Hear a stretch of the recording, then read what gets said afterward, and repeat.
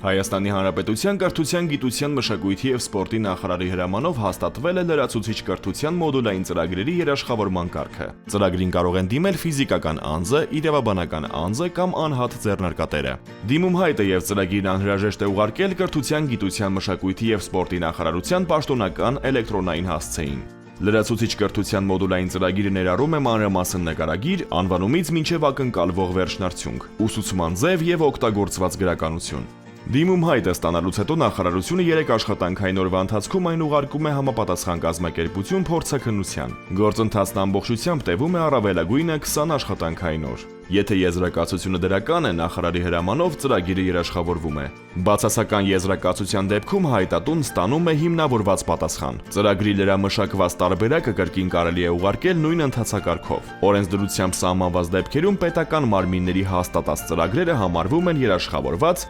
ինքնաշխատ եղանակով։ Բուհերի լրացուցիչ կրթության մոդուլային ծրագրերը ևս կարող են երաշխավորվել առանց փորձաքննության, եթե առկա է բուհի գիտական խորհրդի որոշում։ Երաշխավորված լրացուցիչ կրթական ծրագրերի մասնակիցները հնարավորություն ունեն ուսման վճարների դիմաց ստանալ եկամտային հարկի վերադարձ առավելագույնը տարեկան 100,000 դրամի չափով։